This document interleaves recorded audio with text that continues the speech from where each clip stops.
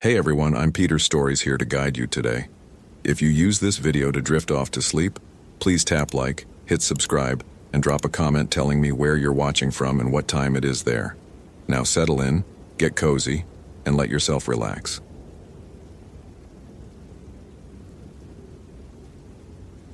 My name is Cameron Davis, and I should have known something was wrong the moment my radio crackled to life at 6:47 a.m., interrupting Sarah's goodbye kiss and the kids' sticky-fingered hugs that smelled like maple syrup and strawberry shampoo. Unit 23, we have a code yellow. Missing person, Olympic National Park, Hoh River Trail. Family reports Jordan Clark, 24-year-old female, last seen yesterday evening around 1800 hours. Respond immediately. I looked back at my kitchen table where Emma was drawing me another good luck daddy picture in purple crayon, and Tyler was trying to feed his scrambled eggs to our golden retriever, Max. Sarah caught my eye and gave me that look, the one that said, "Come home safe. We need you." 10-4 dispatch, Unit 23 responding. ETA 20 minutes. I grabbed my gear bag, kissed Sarah one more time, and promised Emma I'd be back for her soccer game at 4 p.m. That was the last normal moment of my life. The drive to Hoh River Trailhead took me through the heart of the Olympic Peninsula's old-growth forest, where Douglas firs older than Christ himself stretched toward a gray October sky. My GPS showed the coordinates, 47.8606 to Gren, 123.9348 to W. 23 years as a ranger, and I'd worked hundreds of missing person cases. Most ended with sheepish hikers emerging from the wrong trail, dehydrated but alive. But something felt different about this one. My Motorola radio kept picking up strange interference, fragments of classical music bleeding through the static like auditory ghosts. I met Jordan's parents, Mike and Linda Clark, at the trailhead parking lot. Linda's eyes were swollen from crying, and Mike's hands shook as he lit his fourth cigarette in 10 minutes. Their daughter had been an experienced hiker, they said, music student at University of Washington. She'd come to the forest to find inspiration for her senior composition project. "She's been obsessed with this story," Linda whispered, clutching a printout of an old newspaper article. "About some composer who died out here in 1923. Daniel Whitmore. She said she needed to complete his work." The newspaper clipping was from the Seattle Times, October 15, 1923. Composer found dead in Olympic Forest. Body discovered in remote ravine. Unfinished symphony beside remains. Mike pulled me aside. "Ranger Davis, she's been acting strange lately, humming this melody over and over. Same few bars like a broken record. When we asked her about it, she'd get this distant look and say she had to finish what was started." My stomach muscles contracted like a fist closing. I'd heard about Daniel Whitmore in Ranger folklore, the mad composer who'd vanished into the forest claiming he could hear the true song of the wilderness. They'd found his skeleton 3 weeks later, clutched around sheet music for something called Symphony of the Eternal Forest. The final movement was missing. "We'll find her," I told the Clarks, my voice steadier than my racing pulse. "I'm going to bring your daughter home." The Hoh River Trail started innocently enough, a well-maintained boardwalk through temperate rainforest, where moss hung like green funeral shrouds from every branch. I followed Jordan's trail sign, size 7 Merrell hiking boots, distinctive waffle pattern in the mud. According to her parents, she'd been carrying a small digital recorder to capture natural sounds for her composition. At mile marker 2.3, I found her first night's campsite. The tent was still standing, sleeping bag neatly rolled, camp stove unused. But her backpack was gone, along with her recorder and any indication of which direction she'd headed. That's when I heard it for the first time. A melody, faint as whispered prayer, drifting through the forest canopy. Not quite classical, not quite natural. Something in between that made my teeth ache and my vision blur slightly at the edges. 4 ascending notes, then a haunting descent that seemed to burrow into my brainstem and take up residence. Da-da-da-dum. Da-da-da-dum. I shook my head violently, trying to dislodge the musical parasite. My radio crackled with that strange interference again, but this time I could make out the melody mixed with the static. The same 4-note phrase repeating endlessly. Jordan, I called into the green cathedral around me. Jordan Clark, can you hear me? My voice echoed back distorted, as if the trees themselves were harmonizing with my shouts. I followed what looked like Jordan's boot prints off the main trail into a section of forest that didn't appear on any map. The GPS coordinates on my Garmin kept shifting. One moment reading 47.8642 dig N, 123.9401 dig W, the next showing coordinates that placed me somewhere in the middle of the Pacific Ocean. The melody grew stronger as I hiked deeper and louder. By noon, it was playing constantly in my head, a psychic radio station I couldn't turn off. My hands started trembling, not from cold, but from something else. Something that felt like static electricity building in my bones. Da-da-da-dum, da-da-da-dum. At 1:30 p.m., I found Jordan's backpack hanging from a Douglas fir branch 20 feet off the ground. No way she could have thrown it there. No way anyone could have climbed that smooth bark without specialized gear. The pack hung there like a grotesque ornament, swaying in a wind I couldn't feel. Inside the pack, her wallet, her cell phone, battery dead, energy bars, water bottles, but no digital recorder, and no Jordan. I tried radioing for backup, but my Motorola only produced that haunting melody, now mixed with what sounded like screaming. High-pitched, desperate screaming that might have been wind through the trees, or might have been something much worse. The boot prints continued deeper into the forest, but they were changing. The heel impressions were getting deeper, as if Jordan was carrying increasing weight, or as if gravity itself was pulling her down toward something hungry. By 3 p.m., I should have turned back. Protocol dictated calling in a full search team, helicopters, dogs. But the melody in my head was getting louder, more insistent, and I could feel it tugging me forward like an invisible leash around my brainstem. My rational mind knew I was being influenced by whatever had taken Jordan, but my family man's heart wouldn't let me abandon someone's daughter in this green hell. I thought about Emma's soccer game, about Tyler's bedtime story ritual, about Sarah's hand in mine during our Sunday morning coffee. These memories became anchors, tethering me to sanity as the cursed symphony tried to rewrite my neural pathways. But the music was stronger here, ancient, hungry, da-da-da-dum, da-da-da-dum. The melody was inside my bloodstream now, synchronizing with my heartbeat. Each pulse sent musical notes ricocheting through my nervous system like auditory bullets. My left eye started twitching in rhythm with the phantom orchestra in my skull. At 3:45 p.m., I found the first body. A hiker, maybe 6 months dead, sitting upright against a moss-covered log. His skeletal hands were positioned as if conducting an invisible orchestra, and his jaw hung open in a final silent note. Around his neck hung a tarnished harmonica, corroded green with age. But the corpse wasn't what made my bladder nearly release and my breathing fracture into panicked gasps. It was the fact that the skeleton was swaying slightly, keeping time with the melody in my head. Da-da-da-dum, da-da-da-dum. I stumbled backward, my Danner boots catching on exposed roots. The dead man's empty sockets seemed to track my movement, and his jaw moved up and down as if singing along to the cursed symphony. That's when I noticed the others. Scattered through the forest in a rough circle, maybe 30 corpses in various stages of decay. All positioned as if conducting, all swaying in perfect synchronization. Hikers, campers, maybe even other rangers. Anyone unlucky enough to hear Daniel Whitmore's unfinished masterpiece. And in the center of this macabre orchestra pit, sitting cross-legged with her back to me, was Jordan Clark. She was alive but barely recognizable as human. Her blonde hair had gone completely white, and her skin had taken on a translucent quality that revealed the network of veins beneath like purple road maps. She held her digital recorder in her lap, and I could see her finger hovering over the record button. Jordan? My voice came out as a hoarse whisper. She turned toward me, and I nearly vomited. Her eyes had hemorrhaged completely, leaving dark crimson pools where blue irises should have been. Blood trickled from her ears in steady streams, but she was smiling. The most peaceful, terrifying smile I'd ever seen. "Ranger Davis," she said, her voice harmonizing with itself like a human chord. "I've been waiting for you." The symphony needs an audience for its completion. The melody in my head crescendoed to a deafening roar.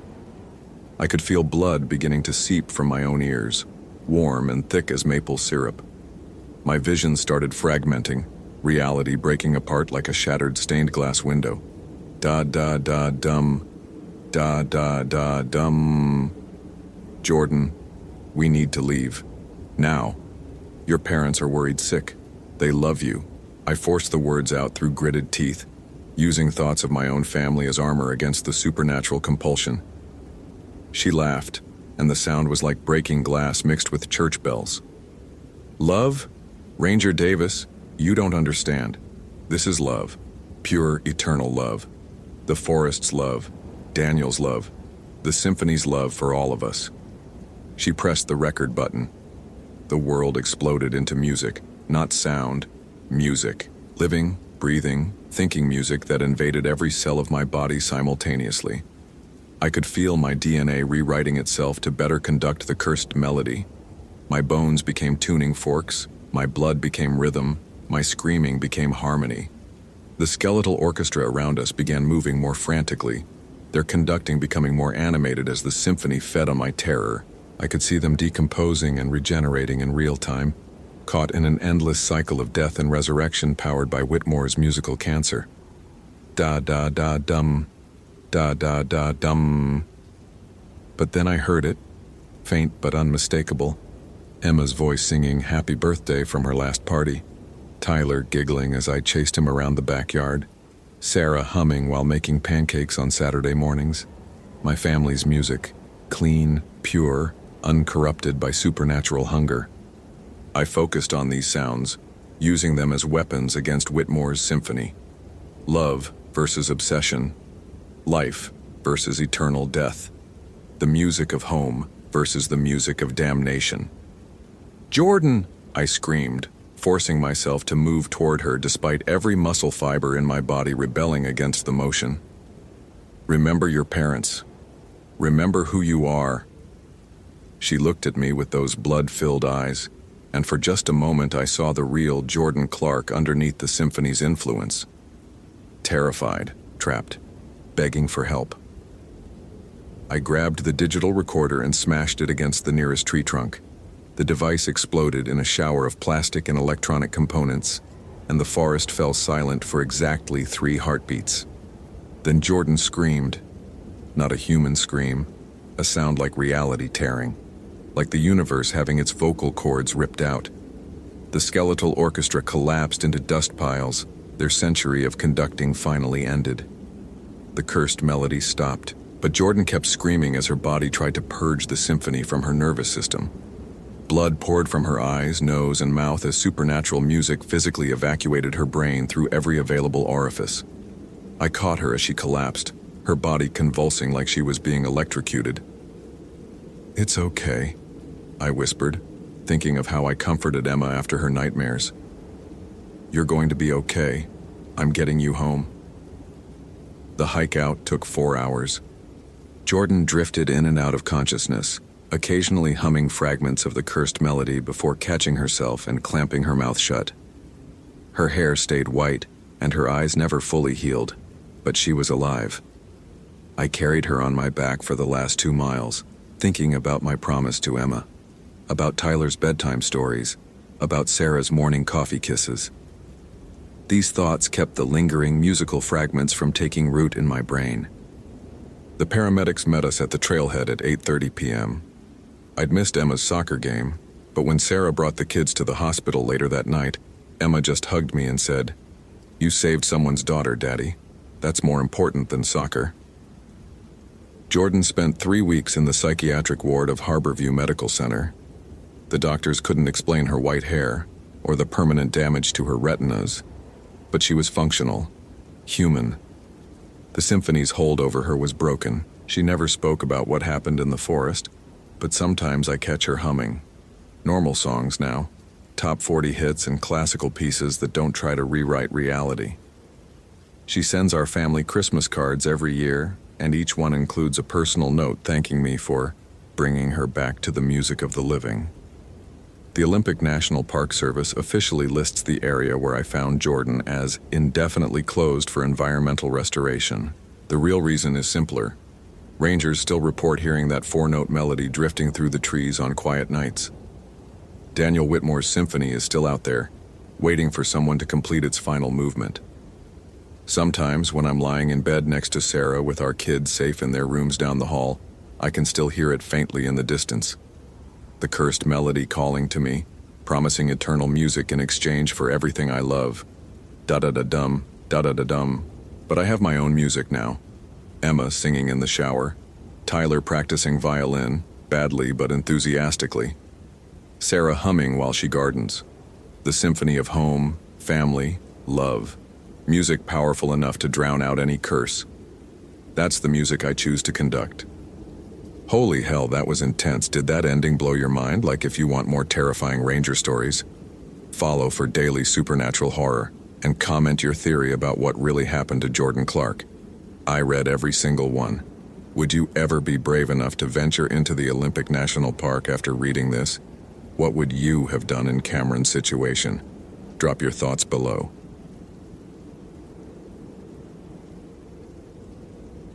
My name is Tyler Brooks, and when 3 different hikers swore they saw Rachel Thompson in 3 impossible locations at the exact same time, I knew we were dealing with something that would shatter everything I thought I understood about reality. November 18, 2019, 2:47 p.m. The call came through on my radio while I was cataloging trail maintenance reports at Elkmont Ranger Station in Great Smoky Mountains National Park. Static crackled, then dispatch's voice. Unit 7, we've got multiple 911 calls regarding missing hiker Rachel Thompson, age 24. Last known position. Well, that's the problem, Tyler. We've got 3 separate witness reports. I grabbed my notepad, mechanical pencil ready. After 8 years as a ranger, colleagues still called me the professor behind my back. My master's in environmental science and habit of actually reading incident reports apparently made me the go-to guy for weird cases. What they didn't know was that their dismissive attitudes had sharpened my analytical skills into something approaching supernatural intuition. Go ahead, dispatch. First witness, Marcus Chen, camping at Cosby Campground. Swears he saw a young woman matching Rachel's description, brown hair, blue North Face jacket, hiking boots, walking past his campsite at exactly 2:15 p.m. Says she looked disoriented, kept checking her phone. I scribbled notes. Cosby was 12 miles northeast of my current position. Second witness, Patricia Valdez, day hiker on Cataract Falls Trail. Reports seeing same description female at 2:15 p.m. near the falls overlook. Says the woman was sitting on the rocks, staring at the water, wouldn't respond when called to. My mechanical pencil stopped moving. Cataract Falls was 8 miles southeast of Cosby. Impossible for the same person to be at both locations simultaneously. Third witness gets weird, Tyler. Maintenance worker Jim Davidson was clearing debris from Roaring Fork Motor Nature Trail. Says at exactly 2:15 p.m., he saw a young woman in a blue jacket standing in the middle of the road, completely motionless. When he got out of his truck to check on her, she was gone. No trace. My respiração ficou superficial enquanto calculei as distâncias. Roaring Fork was 7 miles southwest of Cataract Falls, 15 miles from Cosby. The geometric impossibility made my vision narrow to a tunnel focus on my notepad. 3 locations, same time, same person. The laws of physics don't accommodate human bilocation. Tyler, you copy? 10-4, dispatch. Any additional details on the missing person? Rachel Thompson, 24, graduate student at University of Tennessee. Researching indigenous folklore for her anthropology thesis. Been camping solo in the backcountry for 3 days. Family reported her overdue when she missed her scheduled check-in this morning. Indigenous folklore. My mouth went dry as desert sand, saliva completely evaporating. I'd spent countless hours studying the pre-colonial history of these mountains, the Cherokee legends that most rangers dismissed as tourist attractions. The old stories spoke of entities that existed before European concepts of reality took root, beings that operated outside the constraints of linear time and singular existence. Dispatch, what was her research focus specifically? Let me check. Family says she was investigating stories about Nunahai, Cherokee spirit people. Also something about Kitua rituals and, hold on, blood drinkers that walk between worlds. Suor frio escorreu pelo meu pescoço mesmo com a temperatura de 45 graus na estação. Blood drinkers. The Cherokee had words for entities that fed on life essence, vampiric beings that predated European vampire mythology by thousands of years. But these weren't Hollywood monsters. These were cosmic parasites that existed partially outside our dimensional framework. Tyler, we need you to coordinate the search. You know that area better than anyone. Copy that. Initiating grid search protocol.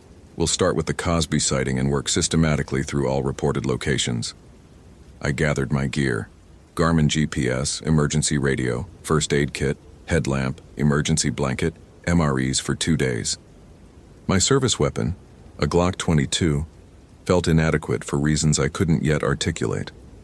The rational part of my brain cataloged standard search procedures, while something deeper whispered warnings about entities that existed before human understanding of existence itself. 4:23 p.m., Cosby Campground. I found Marcus Chen at campsite B12, a nervous software engineer from Knoxville whose hands trembled when he showed me the exact spot where he'd seen Rachel. She was right there. He pointed to a gap between two towering hemlocks, walking from east to west like she was following something I couldn't see. Her movements were wrong somehow, too fluid, like she was floating instead of walking. Did she acknowledge you? That's the thing. She looked directly at me, but her eyes, Marcus's voice cracked. They were completely black, not just the pupils, the entire visible portion. And when she smiled, her teeth seemed too sharp, too many. My fingertips went numb against the pen as I recorded his statement. Excessive dental structure was mentioned in several Cherokee accounts of Nunahai manifestations, beings that could mimic human appearance but never quite achieve biological accuracy. Anything else unusual? The temperature dropped maybe 20 degrees in the span of 10 seconds. My breath started fogging, and I could see frost forming on my tent. In November, at 2,000 feet elevation. Supernatural temperature anomalies. Classic dimensional bleed-through phenomenon. I thanked Marcus and drove toward Cataract Falls, my truck's heater struggling against an interior cold that had nothing to do with weather. 5:15 p.m., Cataract Falls Trail. Patricia Valdez, a retired nurse from Gatlinburg, met me at the parking area. Her clinical background made her observations particularly unsettling. I've seen people in shock, hypothermia, various medical crises, she explained as we hiked toward the fall's overlook, but I've never seen someone sit so perfectly still for so long without breathing. Not breathing? For the full 10 minutes I observed her, I never saw her chest rise or fall. She just sat on that rock. Patricia pointed to a granite boulder beside the cascading water, staring into the falls like she was reading something in the water patterns. We reached the overlook. The boulder showed clear indentations where someone had been sitting, but the rock surface was covered in a thin layer of frost despite the afternoon sun. More concerning were the dark stains around the indentations, stains that looked disturbingly like dried blood. When I called out to her, she turned toward me with that same impossible smile your other witness described. But here's what really scared me. When she stood up, I could see straight through her for just a split second, like she was a projection or hologram that hadn't fully materialized. Dimensional phasing. The entity was struggling to maintain coherent physical manifestation across multiple simultaneous locations. My hands started shaking uncontrollably as the implications crystallized. We weren't dealing with a missing person. We were dealing with something wearing Rachel Thompson's appearance while her actual fate remained unknown. 6:45 p.m. Roaring Fork Motor Nature Trail.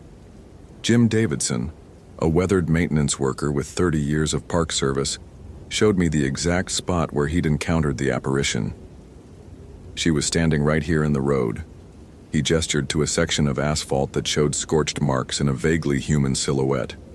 Wasn't moving, wasn't swaying, wasn't doing anything humans do automatically, just existing. How long between when you saw her and when you got out of your truck? maybe 15 seconds. But when I looked up after shutting off the engine, she was gone. No footprints, no sound of movement through the underbrush. Just gone. The scorched asphalt pattern made my stomach contract like someone was squeezing it with an iron fist.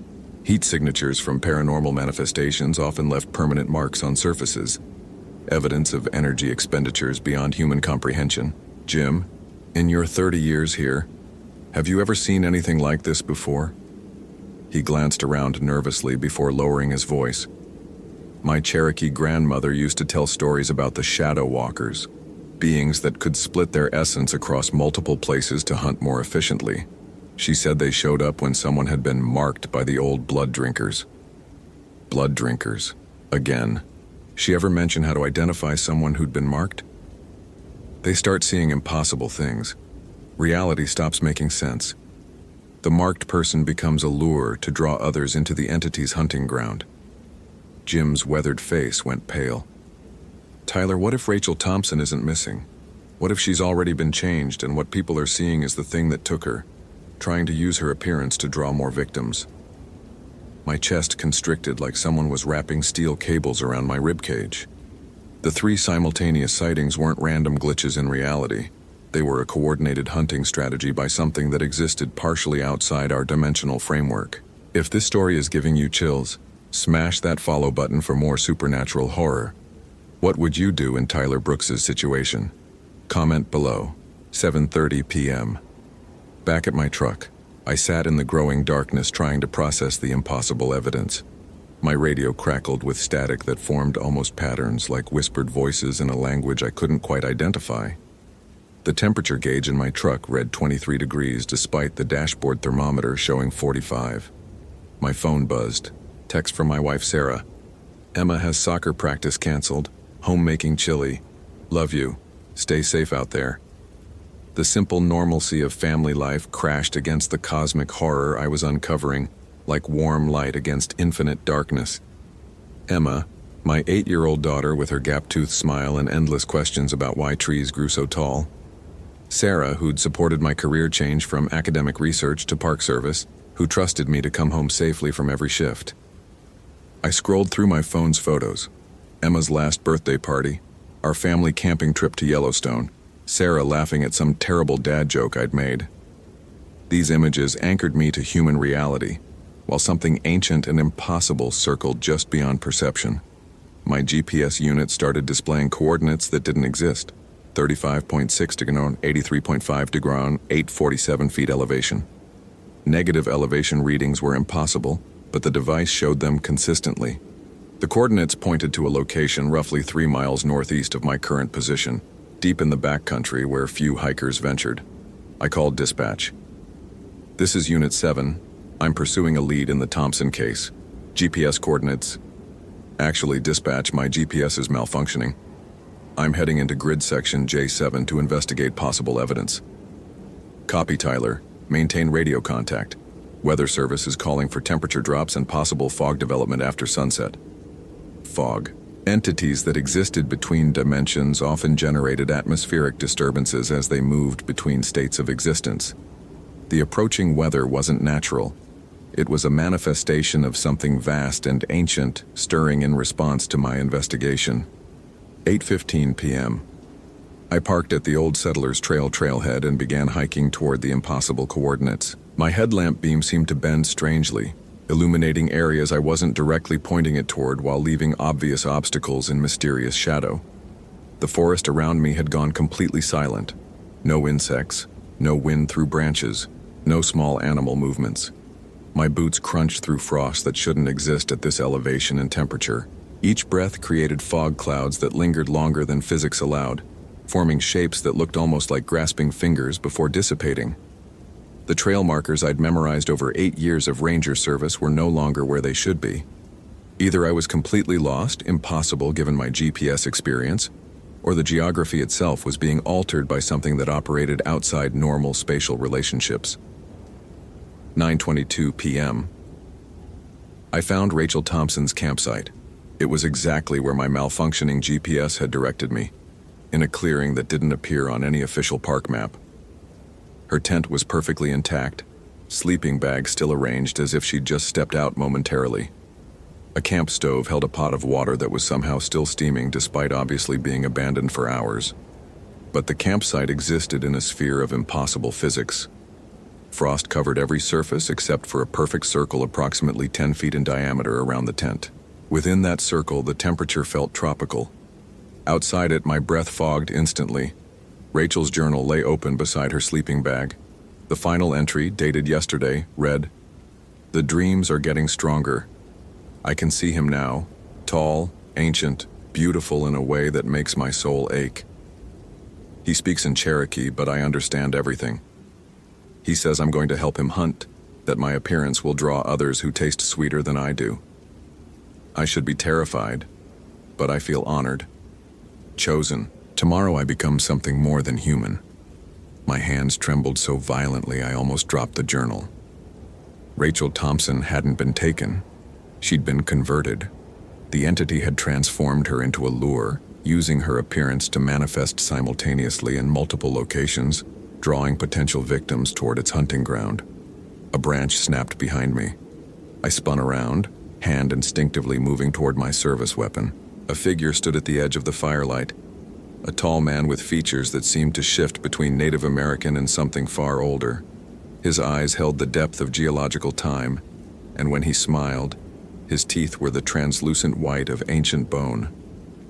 "Tyler Brooks," he spoke in accented English that sounded like wind through stone. "You've been learning about my hunting methods." My throat constricted like someone was slowly strangling me. Where is Rachel Thompson? She is everywhere and nowhere. Part of me now helping me feed.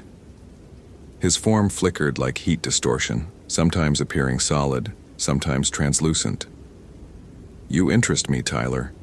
Most humans cannot perceive the contradictions in reality that my presence creates, but you see the impossibilities, don't you? What are you?" "I am hunger given consciousness.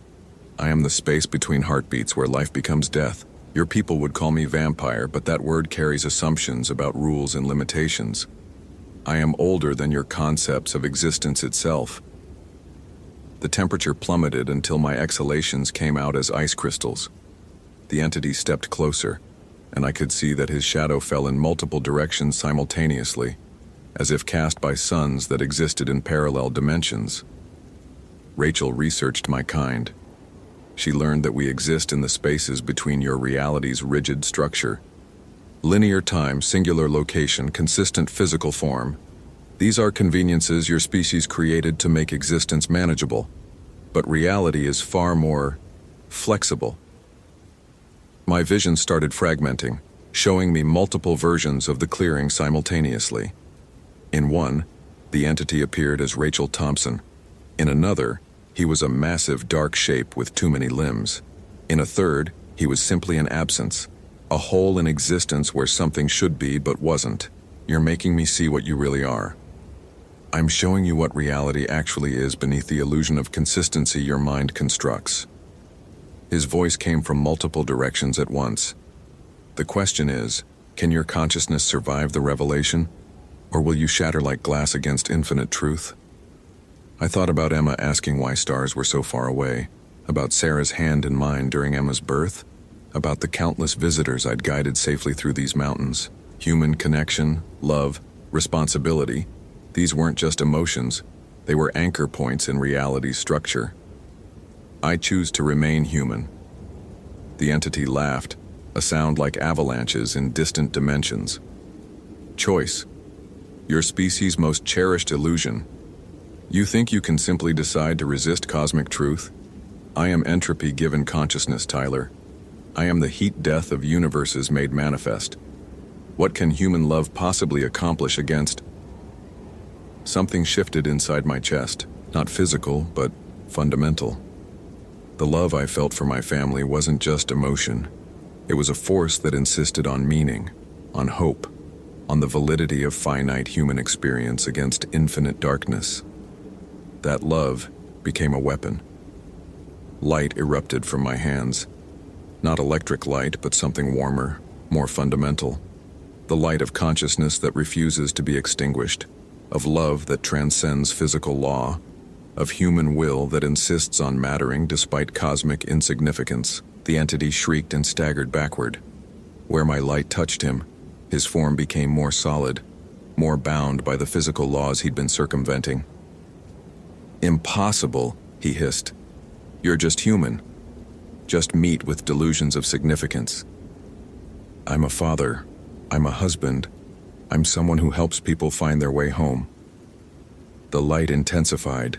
"And you're going to return Rachel Thompson's soul, or I'm going to bind you so tightly to this dimension that you'll experience every single day of linear time until the sun burns out." For a moment that lasted either seconds or centuries, we stood locked in cosmic struggle. Ancient hunger versus human love. Infinite entropy versus finite meaning. The clearing around us flickered between multiple realities as the entity's control over dimensional space began failing. Finally he spoke. "She chose this willingly. I cannot undo what she freely accepted. Then you'll face me instead." "No." His form began dissipating. "You have made yourself unpalatable. Love makes flesh bitter. Hope creates indigestion for beings like me. You have contaminated yourself with meaning. If I ever see you hunting in my park again, you won't." The entity was fading. "But others of my kind exist in the spaces between stars, Tyler Brooks, and now they know that humans can develop defenses they never expected. You have changed the rules of an ancient game." He vanished, leaving behind only the scent of ozone and the lingering taste of infinity on my tongue. I stood alone in Rachel Thompson's impossible campsite, surrounded by evidence of cosmic horror that would never appear in any official report. My radio crackled with normal dispatches about routine park business. My GPS resumed showing accurate coordinates, and the temperature returned to seasonally appropriate ranges. Rachel's journal had changed. The final entry now read, "I'm sorry. I thought I wanted to become something more than human, but I was wrong. Humanity isn't about limitations. It's about love that transcends limitations. Tell my family I chose to come back." I found her body the next morning, peaceful and unmarked, lying in her sleeping bag as if she'd simply gone to sleep and chosen not to wake up. The official cause of death was hypothermia, though her body temperature was normal. Some mysteries don't require solutions, only respectful silence. Holy hell, that was intense. Did that ending blow your mind? Like, if you want more terrifying Ranger stories, follow for daily supernatural horror, and comment your theory about what really happened to Rachel Thompson. I read every single one. 3 weeks later, I received a letter with no return address. Inside was a photograph of me standing in that impossible clearing, but the image showed something my eyes hadn't perceived at the time. Behind me, barely visible in the shadows, dozens of other figures watched, entities from the spaces between stars, beings that existed in the margins of reality. The photograph's back bore a single line written in Cherokee syllabary, which I had translated, "The game evolves." I keep the photograph in my evidence locker at the ranger station, filed under Unexplained Phenomena. My colleagues still call me the Professor, but now there's a different tone to their voices. Respect mixed with something that might be fear. Because sometimes late at night when I'm filing incident reports, they'll find me staring into the darkness beyond our station's windows, watching for movement that doesn't obey the rules of physics. They've started asking me to investigate their weird cases with a seriousness that acknowledges we exist in a universe far stranger and more dangerous than any of us want to admit. And sometimes when Emma asks why I'm quiet at dinner, I tell her about the importance of love, how it's the one force in the universe that can stand against infinite darkness and infinite hunger. She doesn't understand yet, but someday she might need to. Because the game evolves and we're still playing whether we know it or not. My name is Tyler Brooks, and I learned that the universe is vast, ancient, and hungry. But I also learned that love is a light that burns in dimensions those cosmic entities can't even perceive. And sometimes, just sometimes, that's enough to save us all. End. Author's note. This story is dedicated to all the park rangers who venture into wild places where reality grows thin. and to the families whose love calls them safely home from encounters with the impossible.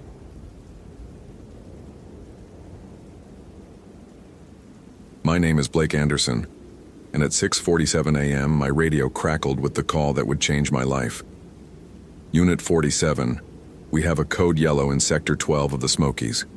Missing person reported, Emma Richardson, age 22, last seen yesterday evening at Cataract Falls Trailhead. Family's frantic. You copy? I grabbed my coffee mug from the ranger station desk, the ceramic still warm against my palm as I keyed the radio.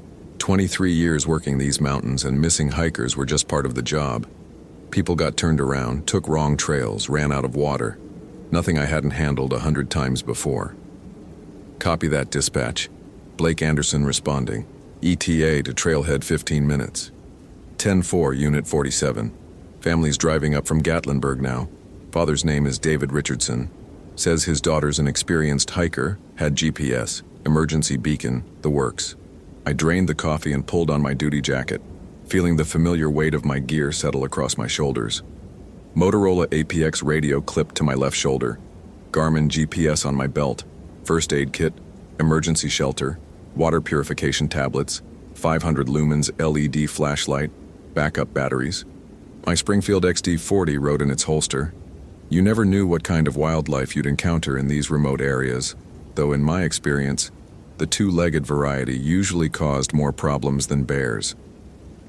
The drive to Cataract Falls took me along Highway 441, past the morning mist rising from the valleys like ghostly fingers. October in the Smokies meant the tourist crowds had thinned, but the weather could turn nasty without warning. I checked my phone. Weather app showed clear skies today, high of 67, but a storm system moving in tomorrow night. The Richardson family was waiting in the parking lot when I arrived. A middle-aged man pacing beside a blue Honda Pilot, a woman sitting on the tailgate clutching a thermos. The father looked up when my Ranger vehicle pulled in, hope and desperation warring on his face. Mr. Richardson? I'm Ranger Blake Anderson. I extended my hand, noting his firm grip, the calluses of a working man. Tell me about Emma. She's not reckless, he said immediately, like he'd been practicing the words. 22 years old, studying environmental science at UT. She's hiked these trails since she was 12, always checks in every few hours, always follows her planned route. Mrs. Richardson looked up from her thermos, eyes red-rimmed. She was supposed to call last night by 7. When we didn't hear from her by 9, we drove up to the trailhead. Found her car still here, but... Her voice cracked. I pulled out my incident report notebook, flipping to a fresh page. What time did she start hiking yesterday?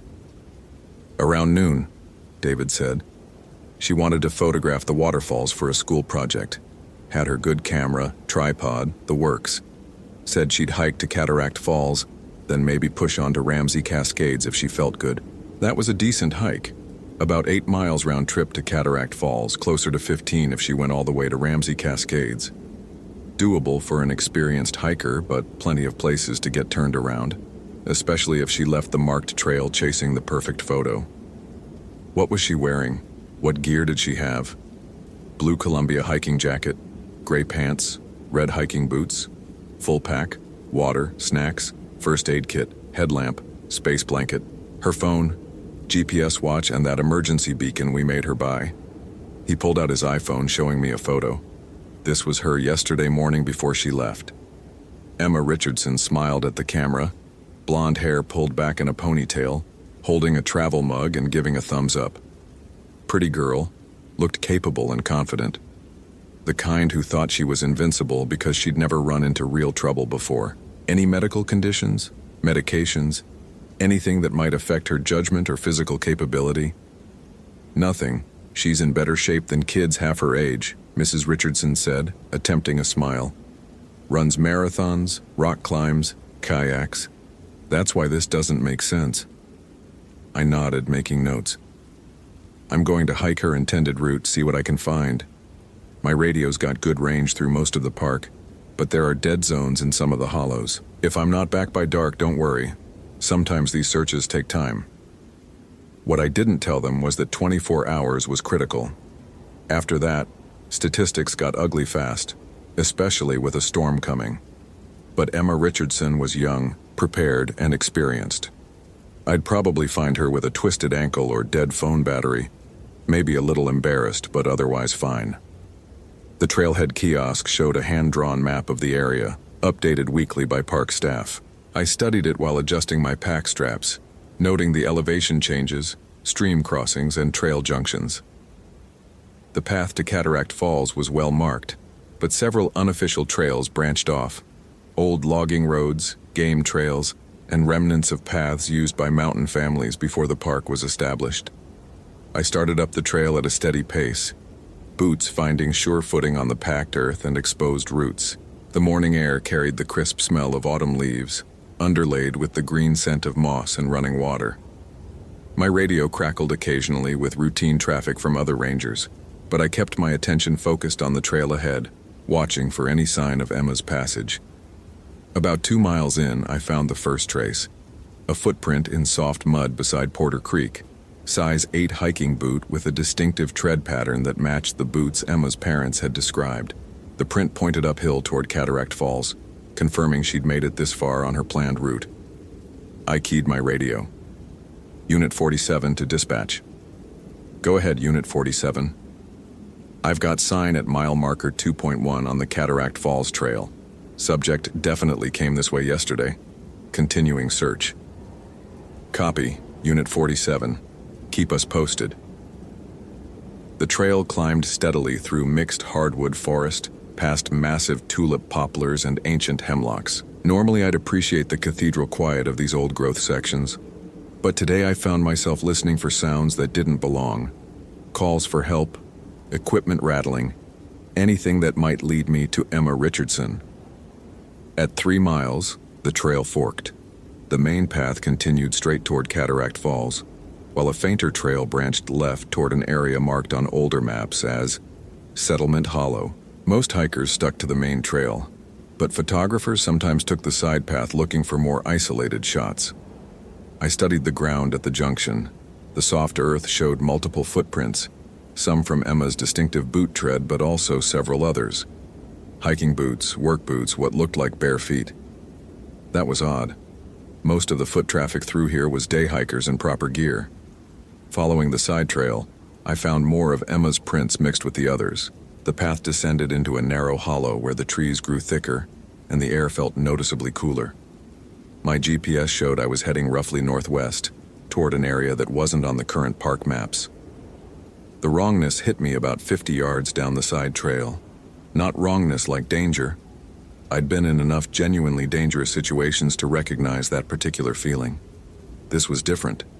Subtle, like walking into a house where someone had rearranged all the furniture while you were gone. Everything looked normal, but the proportions felt off.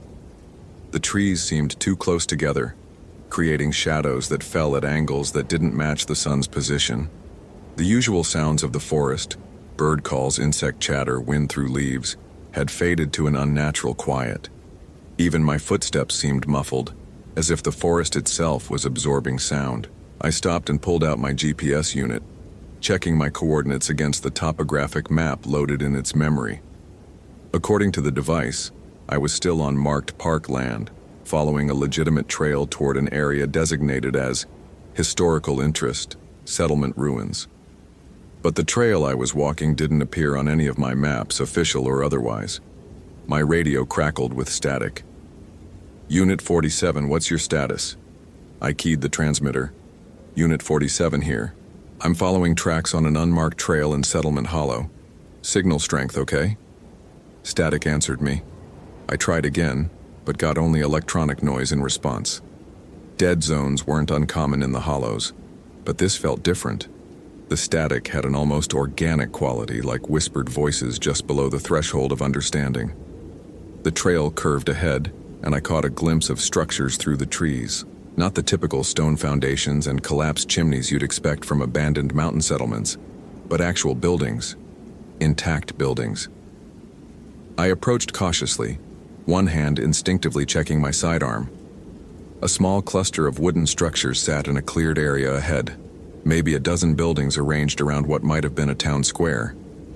They looked old but well maintained, with fresh paint on some of the shutters and smoke rising from several chimneys, but that was impossible. There were no active settlements in this part of the park.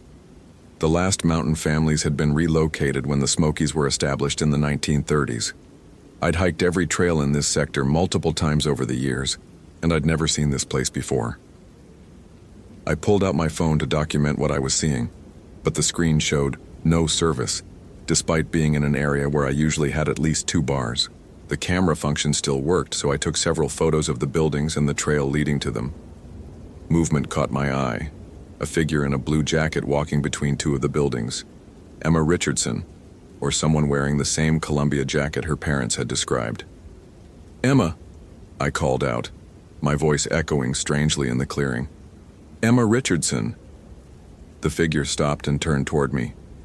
Even at this distance, I could see it was a young woman with blonde hair. She raised her hand in what might have been a wave, then disappeared behind one of the buildings. I jogged toward the settlement, my pack bouncing against my back. As I got closer, details became clearer. The buildings were old, 1800s construction with hand-hewn logs and stone foundations, but they showed none of the weathering you'd expect from structures exposed to mountain weather for over a century. Paint looked fresh. Windows were intact and clean. Gardens beside several houses showed recently tended vegetables. The woman in the blue jacket emerged from behind a house on the far side of the square. She stood perfectly still, watching me approach. Something about her posture seemed wrong, too rigid, like she was standing at attention. "Emma, are you all right?" I called as I entered the square. "Your parents are worried sick." She didn't respond, didn't move. Just stood there staring at me with an expression I couldn't read at this distance. Other figures began emerging from the buildings. Men, women, children, all dressed in clothing that looked like it belonged in a historical reenactment. Long dresses on the women, suspenders and work shirts on the men, simple clothes on the children. They moved with the same rigid quality as the woman in the blue jacket, taking positions around the perimeter of the square.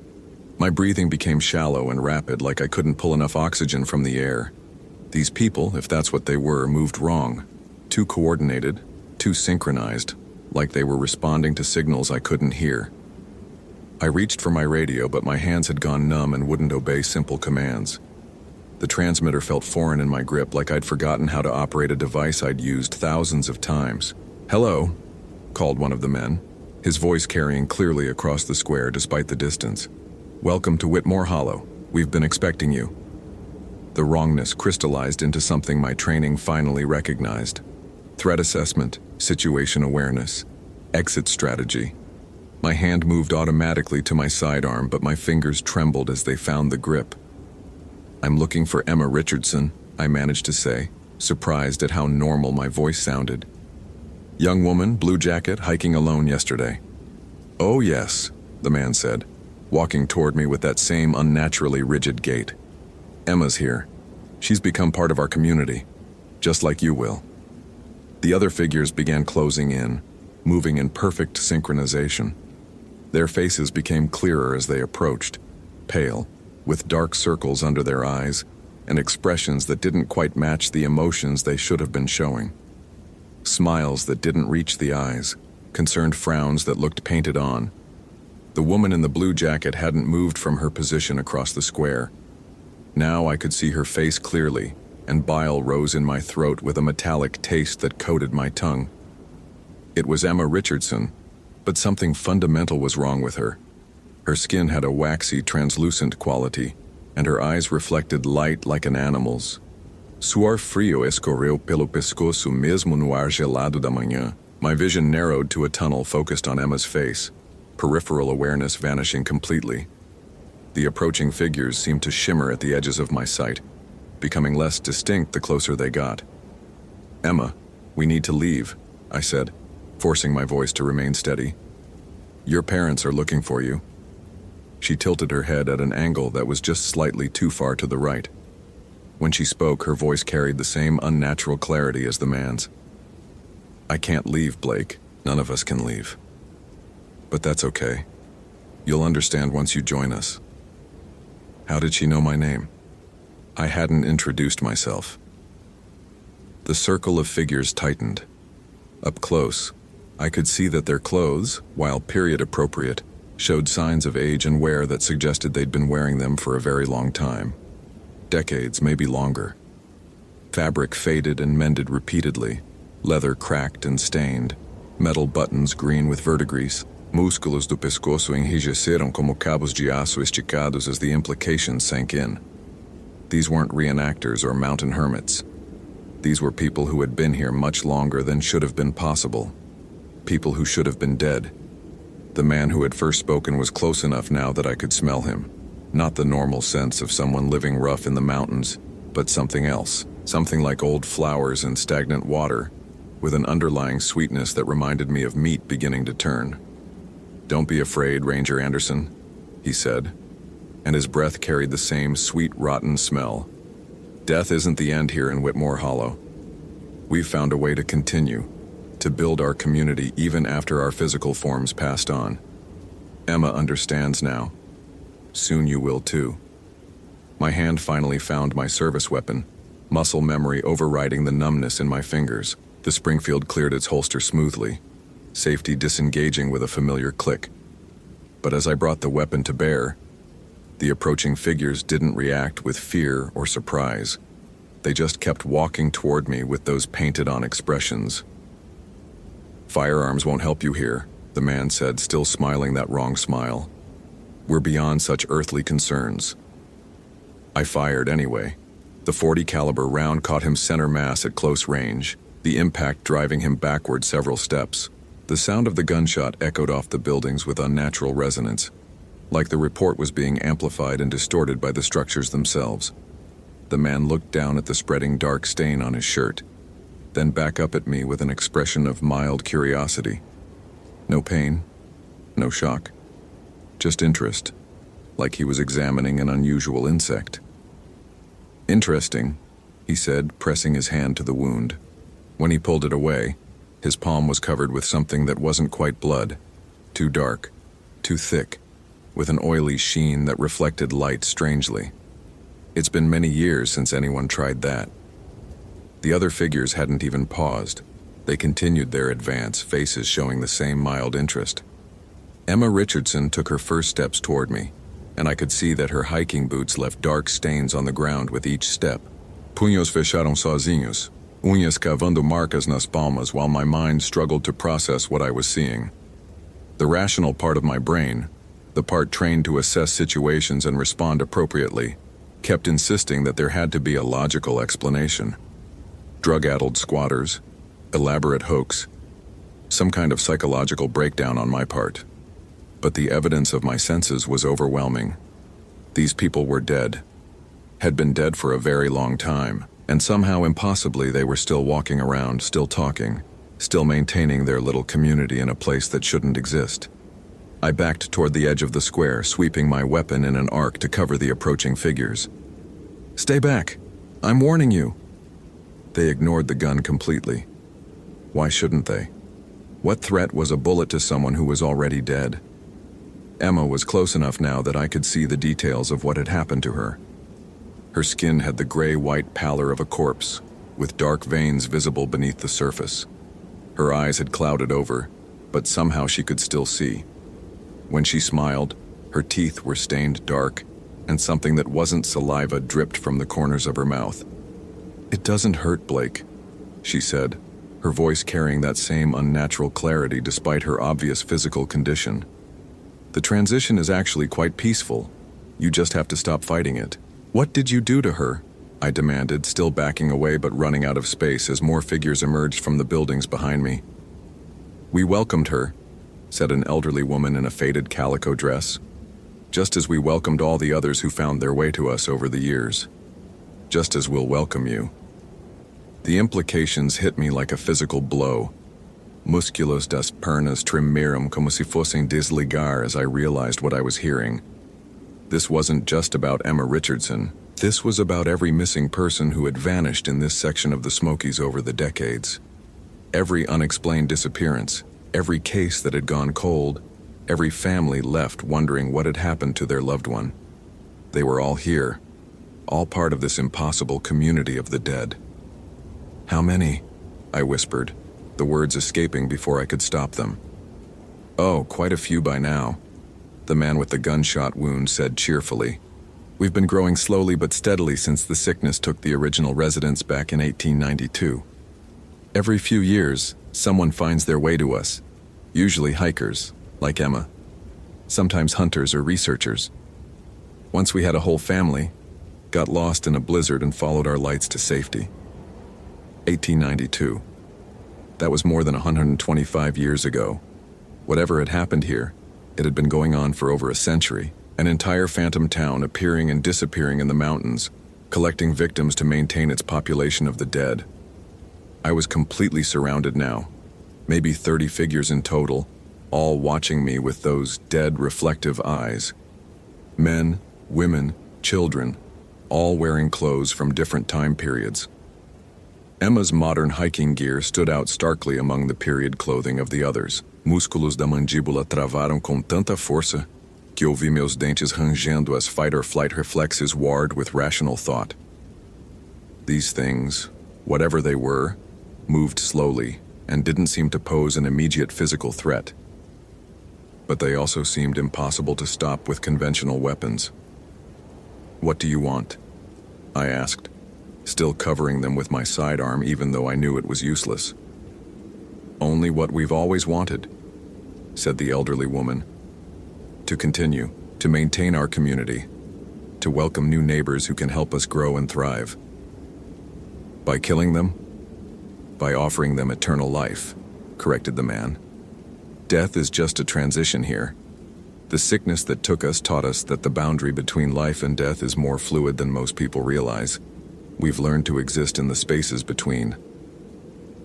Emma stepped closer, close enough that I could smell the sweet corruption emanating from her body. It's not like being alive, she said, but it's not like being dead either. It's different, peaceful. You don't feel pain or fear or loneliness anymore. You just feel connected to everyone else here. And you can't leave. Why would we want to? Asked a young man who looked like he might have been a Union soldier based on his uniform. This is home. This is family. This is forever. The circle tightened another step. I could feel cold air emanating from their bodies like walking into a meat locker. My breath began to fog despite the relatively warm October morning. Pensamentos ficaram fragmentados como estática de rádio, as options raced through my mind. Running seemed impossible. They had me surrounded, and even if I broke through their line, where would I run to? The trail I'd followed here hadn't existed on any map. For all I knew, it would disappear the moment I tried to retrace my steps. Fighting was pointless. My service weapon had proven useless, and I wasn't carrying anything else that might work against the supernatural, which left negotiation. Not exactly covered in ranger training, but I had to try something. What if I don't want to join your community? I asked. What if I just want to leave and forget I was ever here? The figures exchanged glances, their synchronized movement creating an unnerving wave effect as heads turned in perfect unison. I'm afraid that's not possible, said the man with the gunshot wound. You've seen us now. You know we exist. That knowledge changes you, makes you part of this place whether you want to be or not. Besides, added Emma, you wouldn't want to leave us, Blake. You have such a strong sense of duty, such dedication to helping people. How could you abandon all these lost souls who need your protection? The words hit home with devastating accuracy. She was right. Even if these things were dead, even if they were somehow responsible for decades of disappearances, they had once been human beings. People with families, dreams, fears, people who deserved better than this twilight existence. But Emma Richardson had been alive less than 24 hours ago. There had to be a way to reverse what had been done to her, to save her before it was too late. How long does the transition take? I asked. For most people, just a few hours, said the elderly woman. The sickness works quickly once it takes hold. Emma was already showing signs when she arrived yesterday evening. But I could still save her, if I got her out of here to a hospital. No. Emma's voice cut through my words with sudden sharpness. I don't want to be saved, Blake. I want to stay here with my new family. The thing wearing Emma Richardson's face smiled at me, and I saw that her teeth were no longer stained dark. They were gone entirely, replaced by something that looked like broken glass. If this story is giving you chills, smash that follow button for more supernatural horror. What would you do in Blake Anderson's situation? Comment below. Bill subiu na garganta, com gosto metálico, as the full horror of what I was seeing sank in. This wasn't Emma Richardson anymore. Whatever process these things use to welcome new community members, it didn't just kill the body. It corrupted it, changed it into something that only resembled the original person. What happened to the real Emma? I whispered. I am the real Emma, the thing insisted. I'm just improved, enhanced, made perfect for this place. The man stepped forward, his gunshot wound now completely healed, leaving only a dark stain on his shirt, as evidence it had ever existed. The transition can be difficult to watch, Ranger Anderson. That's why we usually prefer people to join us voluntarily. It's less traumatic for everyone involved. And if they don't volunteer? Well, he said, spreading his hands in a gesture that might have been apologetic, sometimes we have to be more persuasive. The figures began moving again, closing the final distance between us. I fired 3 more rounds, aiming for center mass on the closest targets. The bullets struck home with wet, meaty sounds, but the impacts barely slowed their advance. Dark, oily fluid leaked from the wounds, but the figures showed no signs of pain or distress. Suor gelado formosi instantaneamente in a testa, as I realized how completely outmatched I was. These things were beyond human understanding, beyond conventional weapons, beyond any training or experience I'd accumulated in over 2 decades of law enforcement and emergency response work. A child, she couldn't have been more than 8 years old when she died, reached out with hands that were gray and mottled like week-old meat. Don't be scared, mister. It only hurts for a little while. I jerked away from her touch, but stumbled over something behind me. Another figure had moved into position, an older man in overalls whose entire left side looked like it had been crushed by something heavy. He steadied me with hands that felt like ice through my jacket. Easy there, he said in a voice that sounded like wind through dead leaves. No need to hurt yourself, we'll take good care of you. More hands grabbed me from all sides. Cold, dead fingers that should not have been able to support their own weight, much less restrain a living person. But they held me firm as something sharp pricked the side of my neck. The woman in calico smiled as she withdrew what looked like a sewing needle from my throat. The tip was stained with the same dark, oily substance that leaked from their wounds. The sickness, she explained conversationally. It spreads easily once you know how to cultivate it. You'll start feeling the changes within the hour. Musculos das coxas tremiram incontrolavelmente as whatever she'd injected began to spread through my system. It felt like ice water flowing through my veins, carrying numbness and a strange sense of disconnection from my body. Fight it, Blake. The voice came from somewhere behind the crowd of figures. A new voice, one that didn't have the weird resonance of the others. Human. Alive. The figures turned toward the sound, their synchronized movement creating gaps in their formation. Through one of the gaps, I caught a glimpse of someone running between the buildings, a young woman in hiking gear, but not Emma Richardson. This woman had dark hair and was moving with the quick, panicked energy of someone very much alive. Another visitor, said the man with the gunshot wound, sounding pleased. How wonderful. It's been years since we had 2 arrivals so close together. The woman broke cover, sprinting across the square toward us. She was carrying something in her hands, not a weapon, but what looked like an old leather book. Let him go, she shouted, skidding to a halt just outside the circle of figures. I know what you are, and I know how to stop you. The elderly woman laughed, a sound like breaking glass. Do you, child? Do you really understand what we've become? You're plague spirits, the newcomer said, holding up the book. Victims of the 1892 cholera outbreak that wiped out Whitmore Hollow. But instead of passing on, you bound yourselves to this place using corrupted folk magic. You've been trapped here ever since, unable to truly live or truly die. The figures had gone completely still, their painted-on expressions flickering for the first time since I'd encountered them. "And you think that old book can banish us?" asked the man, but his voice had lost some of its confidence. "Not banish. Free." The woman opened the book, revealing pages covered in handwritten text and crude diagrams. "This is the journal of Jeremiah Whitmore, the folk healer who tried to save this town during the epidemic. He documented everything, the progression of the disease, the desperate measures he took to try to contain it, and the ritual he performed as a last resort when traditional medicine failed. A ritual. That explained how an entire town could exist in a state between life and death for over a century. Some kind of supernatural intervention, probably well-intentioned but horribly corrupted by desperation and grief. The binding is weakening," the woman continued, flipping through pages. "That's why you've been appearing more frequently, why you're able to take victims from farther away, but it's also why you can be freed." "We don't want to be freed," hissed the child with the gray hands. "We want to stay together. We want to be a family." "You're not a family," the woman said firmly.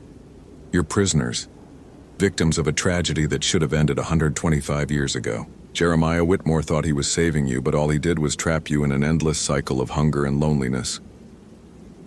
The injection site on my neck burned like a brand, and I could feel something spreading through my bloodstream. Dark tendrils of corruption that made my vision flicker between normal color and a strange sepia tone, like looking at an old photograph. "Read it," I managed to say through lips that were already going numb. "Whatever you're going to do it fast." The woman, I still didn't know her name, began reading from the journal in a clear, strong voice. The words were in English, but they had an archaic cadence that suggested they'd been written by someone educated in classical rhetoric. "By the grace of God and the power invested in the natural order, I call upon the spirits of earth and air, fire and water, to release these souls from their earthly prison. Let that which was bound be unbound. Let that which was trapped be freed. Let that which was twisted be made straight." The effect was immediate and dramatic. The figures surrounding me began to shimmer and fade, like mirages in desert heat. Their expressions changed from the painted-on emotions they'd been wearing to something more genuine: confusion, fear, and what might have been relief. "What's happening to us?" whispered Emma, and for the first time since I'd seen her in the square, she sounded like herself. Scared and confused, but recognizably human. "You're being given the choice you should have had 125 years ago," the woman said, still reading from the journal. "The choice to move on, to find peace, to let go of the pain and fear that's kept you trapped here." The cold grip of dead hands released me as the figures became increasingly translucent. The burning sensation in my neck began to fade, replaced by normal warmth returning to my extremities. Some of the spirits were already beginning to dissolve completely, their forms becoming wisps of light that drifted upward like fireflies. Others seemed to be fighting the process, clinging to their physical manifestations with desperate determination. "I don't want to go," Emma said, tears streaming down her translucent cheeks. "I'm scared. What if there's nothing after this? What if this is all there is?" The man with the gunshot wound was also crying, his imposing presence reduced to that of a frightened human being facing the unknown. "We've been here so long," he said. "This place is all we remember, all we are." "That's the corruption talking," the woman said gently, closing the journal. "Jeremiah Whitmore was a good man, but he let his fear and grief cloud his judgment. He bound you to your pain instead of helping you transcend it. What waits beyond this place isn't nothing, it's everything. It's peace and healing, and reunion with everyone you've ever loved." One by one, the spirits began to let go. The elderly woman was first, her form dissolving into golden light that rose toward the sky like a released balloon. Others followed. The child with gray hands, the Civil War soldier, dozens of figures I hadn't noticed before emerging from the buildings as the binding weakened. Emma was one of the last to go. She looked at me with eyes that were fully human again, blue and clear and alive with genuine emotion. "Tell my parents I'm sorry," she said. "Tell them I love them. and that I'm not afraid anymore. I will, I promised, though my voice came out as barely a whisper. She smiled, a real smile this time, full of warmth and gratitude, and then she was gone, her light joining the stream of souls rising into the October sky. The man with the gunshot wound was the very last. He stood alone in the center of the square, looking around at the empty buildings with an expression of profound sadness. 125 years, he said. 125 years of this half-existence, driven by hunger we could never satisfy and loneliness we could never fill. How do you forgive yourself for that kind of time? You don't, the woman said simply. You accept it, learn from it, and choose to do better. That's all any of us can do. He nodded slowly, then looked at me. Thank you, Ranger Anderson, for trying to help Emma, even when you didn't understand what you were facing. That kind of courage, that's what kept us human, even when everything else was taken away. His form began to shimmer and fade. Tell people what you saw here. Tell them that love is stronger than death, but also that grief can become a prison if you're not careful. Tell them to let go when it's time to let go. And then he was gone, and the woman and I were alone in a square that was rapidly becoming less solid, less real. The buildings around us flickered like badly tuned television reception, their edges becoming soft and indistinct. We need to leave, she said urgently. The whole pocket dimension is collapsing now that the binding's been broken. If we don't get out before it disappears completely, we could be trapped in the void between spaces. She grabbed my hand and pulled me toward what I hoped was the trail back to the main path. The ground beneath our feet felt spongy and unreliable, like walking on foam rubber. The trees around us blurred together into an impressionistic smear of brown and green. I tried to ask who she was, how she'd known to come here, what the hell we'd just witnessed, but my voice wouldn't work properly. The injection was still affecting my system, leaving me disconnected and disoriented, even though the worst of it seemed to be passing. We ran through a forest that was becoming less and less real with each step. Trees that had been solid became transparent. The path under our feet faded in and out like a weak radio signal. The sky above flickered between autumn blue and absolute darkness. And then suddenly we were back on a trail I recognized, the official Cataract Falls Trail, marked with standard Park Service signs and bounded by familiar landmarks. The woman released my hand and bent over, breathing heavily. That, she gasped, was way too close. I managed to find my voice again. Who are you? How did you know about that place? She straightened up, pushing dark hair out of her face. Dr. Sarah Chen, paranormal researcher from Duke University. I've been tracking supernatural incidents in national parks for my dissertation. When I heard about Emma Richardson's disappearance and cross-referenced it with other missing persons cases in this area, I recognized the pattern. You've seen this before? Not exactly like this, but similar phenomena. Places where traumatic events created, let's call them echoes in the fabric of reality. Usually they fade over time, but occasionally they stabilize and become self-sustaining. This was one of the most powerful examples I've ever encountered. I looked back down the trail we just emerged from, but there was no sign of the path that had led us to Whitmore Hollow, just normal forest looking exactly like every other section of the Smokies I'd hiked over the years. Is it really gone? The physical manifestation is gone, she said, checking her watch. But the spirits are free now. They can move on to whatever comes next instead of being trapped in an endless loop of hunger and loneliness. My radio crackled to life, making both of us jump. Unit 47, what's your status? You've been radio silent for over 3 hours. 3 hours? It had felt like maybe 30 minutes since I'd entered the square. But my watch confirmed what the dispatcher was saying. It was past noon, and I'd been missing since mid-morning. Unit 47 here, I said into the radio. I'm okay. Found the missing hiker. Is she all right? Do you need medical assistance? I looked at Dr. Chen, who shook her head slightly. There was no way to explain what had really happened without sounding completely insane. Negative on medical assistance, I said, but I need to speak with the Richardson family as soon as possible. The hardest part was facing Emma's parents. How do you tell someone that their daughter is dead, but also that she's finally at peace? How do you explain that she'd been caught in something beyond human understanding, but that she'd been freed from it? In the end, I told them the truth, as much of it as they could handle. Emma had encountered something in the woods, I didn't specify what, and she hadn't survived. But her last words had been about how much she loved them, and she hadn't been afraid at the end. Dr. Chen backed up my story with carefully edited scientific language about atmospheric anomalies and localized reality distortions. It wasn't the whole truth, but it was enough truth to give the Richardsons some measure of closure. The official report listed Emma Richardson as a victim of accidental death due to exposure and hypothermia. Her body was never found, which wasn't unusual in the Smokies. The mountains kept their secrets, and sometimes people just vanished into the wilderness, but I knew better. Emma Richardson had found something much stranger than a hiking accident, and in the end, she'd found her way home. Dr. Chen gave me her card before she left. "If you ever encounter anything else like this," she said, "call me. There are more places like Whitmore Hollow out there, and most of them don't have anyone watching over them." I kept the card, though I hoped I'd never need to use it.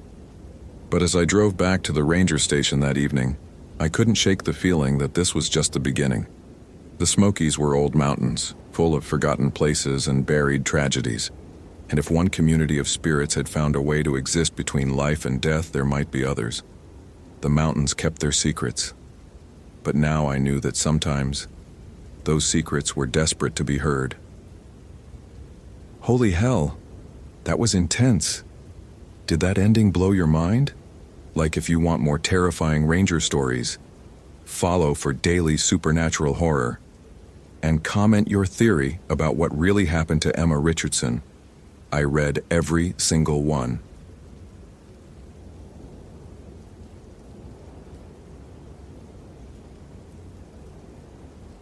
My name is Mike Carter, and Sarah Williams was investigating local legends about an abandoned theater when she disappeared, as if the very legend had taken its revenge. 23 years as a ranger in the Great Smoky Mountains, and I'd never lost anyone. Never. That perfect record was about to shatter like glass against something that shouldn't exist. Something that had been waiting in those ruins for almost a century to complete its final, terrible performance. The morning started like any other Tuesday in October 2018. I was sitting at our kitchen table in Gatlinburg, sharing coffee with Linda, while she reviewed her nursing schedule at LeConte Medical Center. Emma was practicing violin in the living room, some piece by Bach that made the house feel alive with music, while 8-year-old Sophie sat beside me, meticulously coloring a horse in her sketchbook with purple crayons. "Daddy, do horses come in purple?" Sophie asked, not looking up from her artwork. "In your world, sweetheart, horses can be any color you want," I replied, ruffling her honey-colored hair. Linda smiled at me over her coffee mug, the same smile that had convinced me to marry her 15 years ago. These quiet moments before my shift started were sacred to me, my family safe and sound, everything in its proper place. At exactly 6:47 a.m., my radio crackled to life. "Unit 23, this is dispatch. We have a missing person report. Cataract Falls Trail area.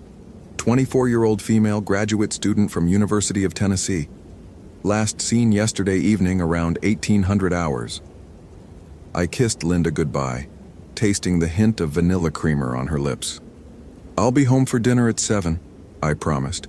Emma's got that violin recital tonight, right?" 7:30 at the school, Linda confirmed. "Don't be late." She's been practicing for weeks.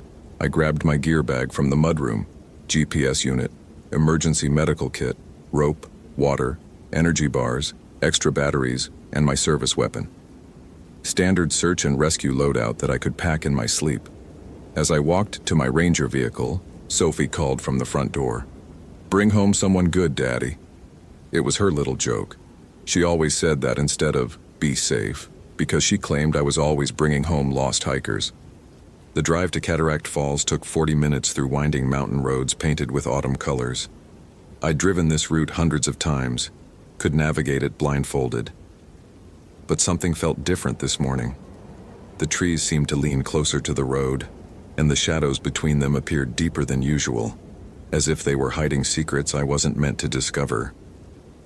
Dispatch had forwarded me the initial report during the drive, Sarah Williams, 24, PhD candidate in theater and performance studies at UT.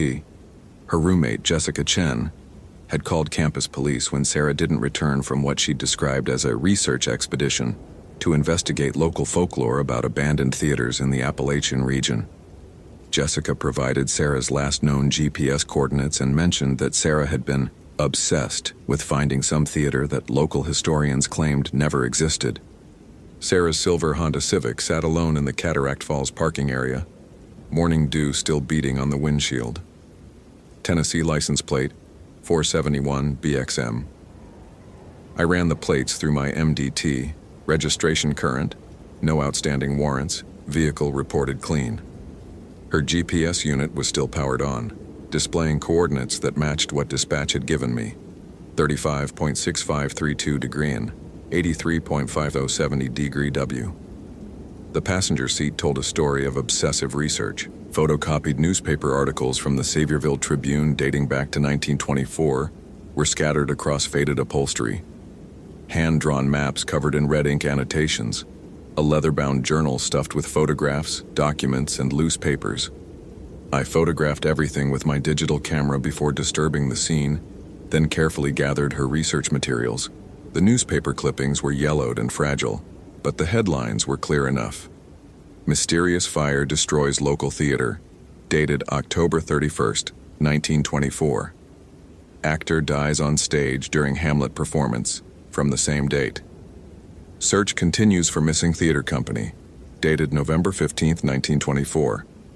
According to the articles, a traveling theater company called the Eldritch Players had constructed a temporary wooden theater in a remote valley for a 3-week run of classic plays. On the final night during their performance of Hamlet, the lead actor Vincent Ashworth had collapsed and died during the famous "to be or not to be" soliloquy.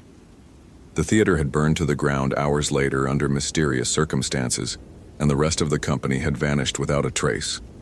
But here's what didn't make sense. I'd been patrolling this area for over 20 years. I knew every trail, every ridge, every creek bed. There was no valley where a theater could have been built, temporary or otherwise. The terrain didn't support it. Sarah's journal was filled with increasingly frantic handwriting. Early entries from 3 months ago were neat and academic.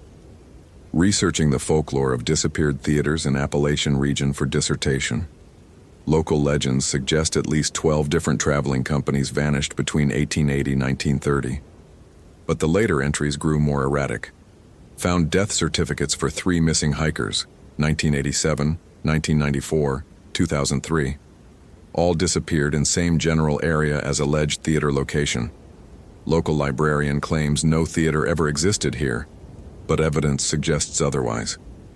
Her final entry, dated yesterday, was barely legible. Going to coordinates tonight. Theater appears at dusk to those who seek it. Vincent still performs nightly, but he needs a supporting cast. I can hear them rehearsing in my dreams. God help me, I can hear them calling my name. I radioed my position to dispatch. Unit 23 on scene at Cataract Falls. Subject's vehicle located, no signs of distress. Beginning trail search. ETA for additional units. Unit 23, Sheriff's Department has 2 deputies en route, ETA 30 minutes. State Park Service has a helicopter on standby if needed. I shouldered my pack and began hiking the main trail. The Cataract Falls Trail was well maintained, popular with day hikers and families. I'd walked it countless times with Emma and Sophie, pointing out wildflowers and animal tracks. But this morning, the familiar path felt alien.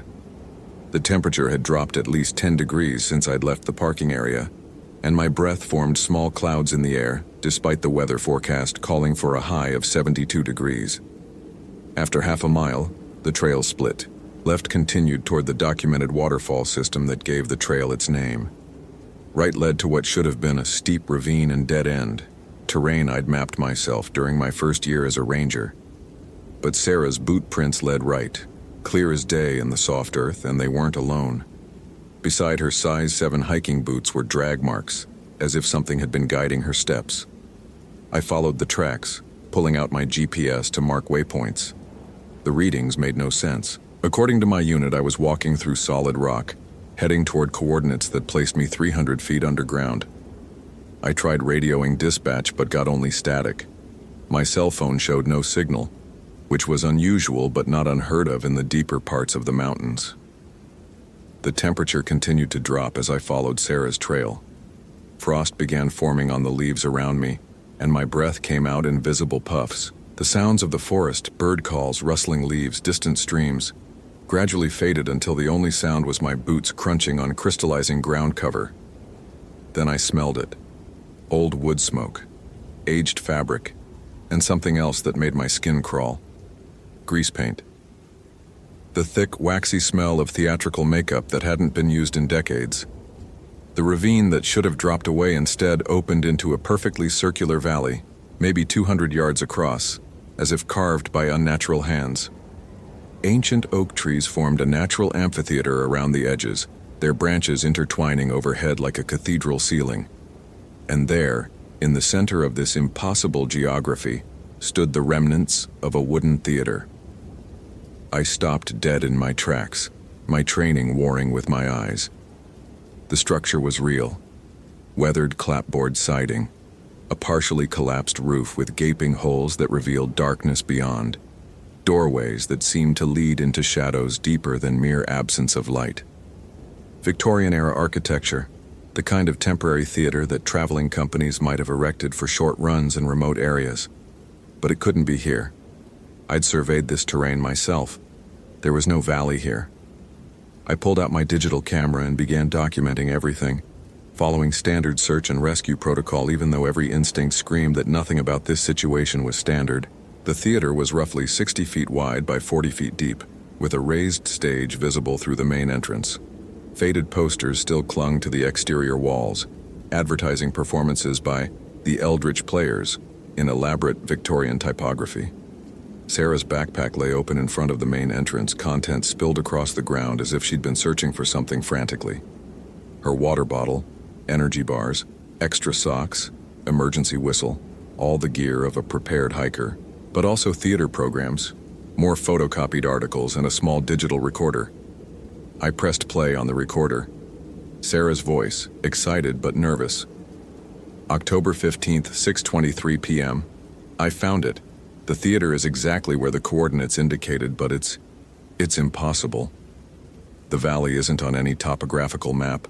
The structure appears to be original 1920s construction, but the wood shows minimal decay despite nearly a century of exposure to elements. A pause, then. I can hear something inside. Voices, I think. Or maybe just whine through the rafters. I'm going in. The recording continued with the sound of footsteps on wooden floors. Then Sarah's voice again, more distant. The interior is better preserved than the exterior suggests. Stage, orchestra pit, even some original seats. There are programs scattered everywhere, all for the same play. Hamlet, October 31st, 1924. Final performance. A long pause, then whispered, "Oh God. There's someone here."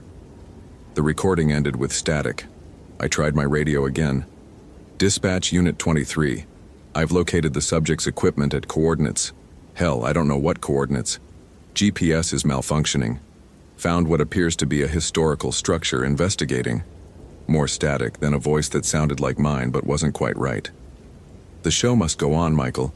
She's waiting for her cue." I jerked the radio away from my ear. Dispatch knew me as Mike or Unit 23, never Michael. And the voice, while similar to mine, had an odd cadence. Theatrical, trained, like an actor projecting to the back row. I approached the theater entrance, hand instinctively moving to my service weapon. The main doors stood open, revealing an interior that defied the external decay. Inside, rows of wooden seats faced a raised stage where impossible light seemed to emanate from nowhere and everywhere at once. Gas-style footlights lined the stage edge, glowing with steady flames despite no visible gas lines. Dust motes danced in the air like tiny performers, and I could hear something that made my blood run cold. Whispers, not quite words, but the rhythm of blank verse, iambic pentameter spoken by voices that had no breath behind them. "Sarah," I called out. "Sarah Williams, this is Ranger Carter." My voice echoed strangely in the space, as if the acoustics were designed to transform sound into something more dramatic, more theatrical. From somewhere in the darkness beyond the stage, I heard a response. Officer Carter. The voice was cultured, theatrical, with the careful diction of a trained actor from another era. How good of you to join us. Your Sarah has such potential. A natural actress, really. She understands the eternal nature of true performance. I drew my weapon, though some rational part of my mind questioned what good it would do against whatever I was facing. This is Ranger Mike Carter with the National Park Service. Show yourself and release Sarah Williams immediately. Laughter echoed from the stage, rich and melodious and completely insane. A figure stepped into the strange light, tall and gaunt, wearing a black Victorian-era costume that should have rotted away decades ago. His face was pale as parchment, with sharp cheekbones and dark eyes that held no life, only the burning intensity of someone who had forgotten how to die. Vincent Ashworth, I breathed, recognizing him from the old newspaper photographs in Sarah's research. At your service, he replied with a theatrical bow, though I must say, the years have been educational. Do you know what I've learned in nearly a century of death, Ranger Carter? I've learned that every story needs an ending, but the truly great stories, the ones that matter, never actually end.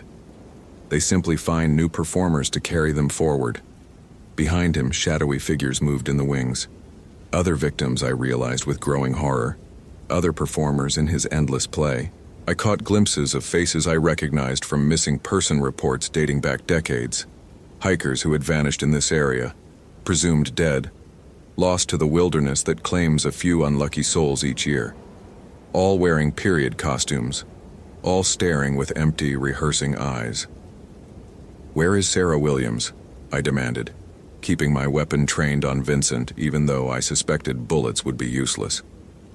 She's preparing for her entrance, Vincent replied. Such dedication to her craft. She came to us voluntarily, you know. Sought us out with her research, called to us with her academic passion. The theater chooses its performers, Officer Carter, and once chosen, he gestured grandly to the shadows behind him. Sarah stepped onto the stage wearing a flowing white dress that seemed to glow with its own light. Her hair was arranged in an elaborate Victorian style, and her eyes reflected the same theatrical madness as Vincent's. When she spoke, her voice carried the trained cadence of classical theater. Whether 'tis nobler in the mind to suffer the slings and arrows of outrageous fortune, or to take arms against a sea of troubles, and by opposing end them? Sarah, it's Ranger Carter. I'm here to help you. But she looked right through me, lost in the role, lost in the performance that would never end. Vincent smiled, showing teeth that were too white, too sharp. To be or not to be, he continued, picking up Hamlet's soliloquy where Sarah had left off. That is the question. But you see, my dear Ranger, we have discovered the answer. To be, always to be, forever to be. Death is merely another stage direction, and the show must always go on. I had two choices: retreat and call for backup that might never come, or enter the theater and try to rescue Sarah from whatever supernatural compulsion held her. 23 years of Ranger training said retreat, assess, plan. But the look in Sarah's eyes, empty, rehearsing, lost, made that choice impossible. I holstered my weapon and stepped into the theater. The moment I crossed the threshold, the outside world disappeared.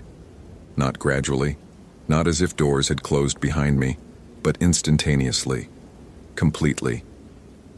The autumn forest, the natural light, the sounds of wind through trees, all vanished as if they had never existed. I was inside Vincent Ashworth's domain now, inside a space where natural laws bent to theatrical needs. The interior was larger than the exterior suggested, with ornate Victorian details that seemed to shift and change when I wasn't looking directly at them. Gas lamps flickered along the walls, casting dancing shadows that moved independently of their flames. The seats were arranged in perfect rows, all facing the stage where Vincent and Sarah continued their performance, other shadowy figures joining them for a production of Hamlet that had been running for nearly a century. Ah, Vincent said without breaking character. Our audience grows. Ladies and gentlemen of the company, we have a new patron. Perhaps A new member? The other performers, the missing hikers, the vanished visitors, turned to look at me with those same empty, rehearsing eyes. I recognized some of them from missing person photographs. Janet Morrison disappeared in 1987, David Kim vanished in 1994, Rebecca Santos lost in 2003. All still wearing the clothes they disappeared in, but over those normal hiking clothes they now wore elements of period costume. Sashes, cloaks, jewelry that belonged to another century. I tried to back toward the entrance, but when I turned around there was no doorway. Just more theater, extending in directions that violated geometry. The space had trapped me the moment I'd entered, just as it had trapped all the others. The famous soliloquy, Vincent continued, his voice now addressing me directly while Sarah and the others remained frozen in tableau around him. But do you know the real question it poses, Ranger Carter? Not whether to be or not to be. That question was settled long ago. The real question is whether to accept the role you've been given, or to fight against the script until you drive yourself mad. My radio crackled, somehow receiving signal despite the impossible nature of my location. Unit 23, this is dispatch. Report your position. We're showing null readings on your GPS. I grabbed for the radio, but Vincent's voice overrode everything. All the world's a stage and all the men and women merely players. The radio went dead, the static fading into silence that felt oppressive, waiting. I've been watching you for years, Michael Carter, Vincent said, beginning to pace across the stage like a director addressing his cast. 23 years of perfect rescues, 23 years of bringing everyone home safely. Do you know what that makes you?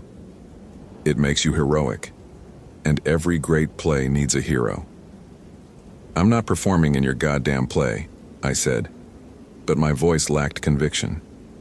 The theater seemed to absorb my words, transform them, make them part of the script. Vincent laughed again, that rich, insane sound that echoed in dimensions I couldn't perceive. My dear Ranger, you've been performing your entire life. The noble protector, the devoted family man, the competent professional who never fails. But what happens when the hero finally faces something he cannot overcome? What happens when the perfect record meets the impossible situation? That, my friend, is where the real drama begins. Sarah moved closer to the edge of the stage, her empty eyes focused on something beyond my shoulder. When she spoke, it was still in that trained theatrical voice. There are more things in heaven and earth, Horatio, than are dreamt of in your philosophy. But for just a moment, underneath the classical cadence, I heard her real voice. Help me.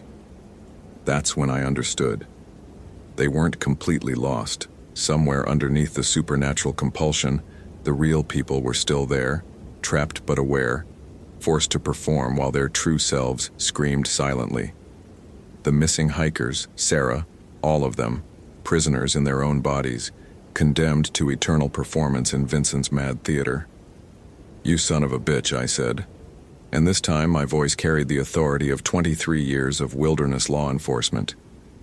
Let them go. Vincent applauded, slow and deliberate, magnificent.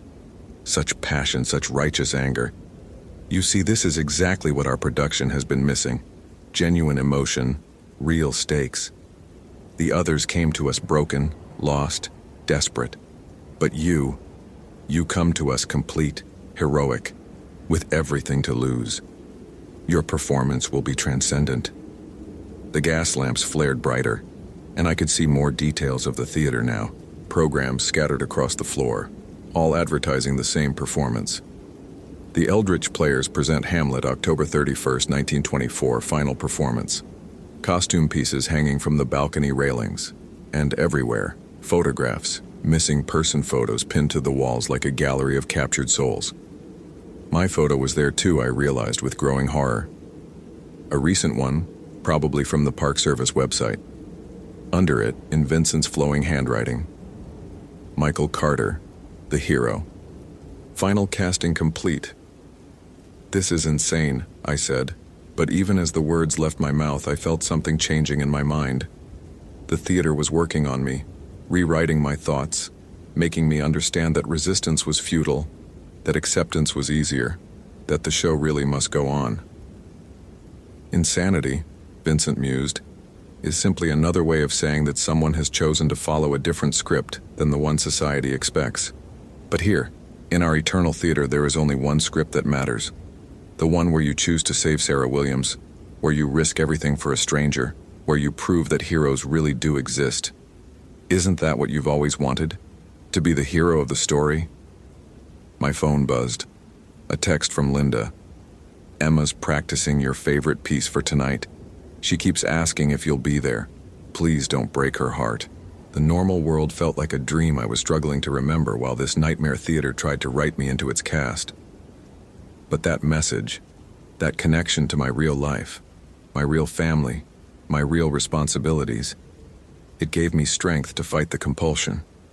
I thought of Emma's violin music filling our house this morning, of Sophie's purple horses, of Linda's vanilla-scented coffee kisses. I thought of promises made and promises I intended to keep. No, I said, and the word carried power that made the gas lamps flicker. I'm not playing your game. Vincent's smile never wavered, but something dangerous flickered in his dead eyes. Oh, but you are, my dear Ranger. You've been playing since the moment you entered our valley. The only question now is whether you'll play the hero who saves everyone, or the tragic hero who fails magnificently. Either way, the curtain falls, and you never leave. The theater began to change around me, reality bending to accommodate Vincent's vision of drama. The stage expanded, growing larger and more elaborate, while the audience seating multiplied until hundreds of empty chairs faced the performance area. But they weren't empty for long. Translucent figures began filling the seats, the ghosts of everyone who had ever attended a performance here, drawn back by the supernatural magnetism of Vincent's eternal show. Ladies and gentlemen, Vincent announced to his ghostly audience, tonight we present a very special performance, a true story of heroism and sacrifice, performed by our newest cast member, Ranger Michael Carter. I found myself moving toward the stage against my will, my feet carrying me forward despite every mental command to retreat. The compulsion was stronger now, more focused, as if the theater itself was rewriting the neural pathways in my brain. Sarah and the other prisoners arranged themselves around me, and I could see the real people trapped behind their theatrical masks. Janet Morrison silently pleading with her eyes, David Kim's mouth forming the word run, even as his body moved to Vincent's direction. Your motivation is simple, Vincent continued, circling me like a director preparing his lead actor. Sarah Williams, brilliant, young, full of potential, has been taken by forces beyond her control. You, the experienced ranger, the man who has never lost anyone, must choose between saving her and saving yourself. Classic dramatic tension. My radio crackled to life again, but this time it was Linda's voice. Mike? Mike, are you there? Emma keeps asking when you're coming home. She's been practicing all day for you. It was impossible. Linda didn't have access to Park Service radio frequencies, but Vincent smiled and I understood that he was manipulating reality itself, using my connections to the outside world as puppet strings. Touching, Vincent said. A devoted family waiting at home. But here's your dilemma, hero. To save Sarah, you must stay and play your part. To return to your family, you must abandon her to eternal performance. Choose wisely. The audience is waiting. I tried to speak, to refuse, but found that words were coming out of my mouth without my permission. To be or not to be, that is the question. Vincent's script was taking control, forcing me to participate in his mad performance. But as the familiar words left my lips, I realized something. If I was being forced to perform Hamlet, then I knew how this story ended. And maybe, just maybe, I could use that knowledge. Whether 'tis nobler in the mind to suffer the slings and arrows of outrageous fortune, I continued. But I was thinking furiously, trying to remember everything I could about the play. Hamlet was a tragedy, yes, but it was also a story about someone fighting against forces beyond his control, someone trying to save others even at the cost of his own life. If Vincent wanted me to be the hero of this story, then I'd be the hero, but on my terms, not his. Or to take arms against a sea of troubles and by opposing end them. As I spoke the line, I made my choice. Not the choice Vincent expected, but the choice a real hero would make. I drew my service weapon, not to threaten Vincent.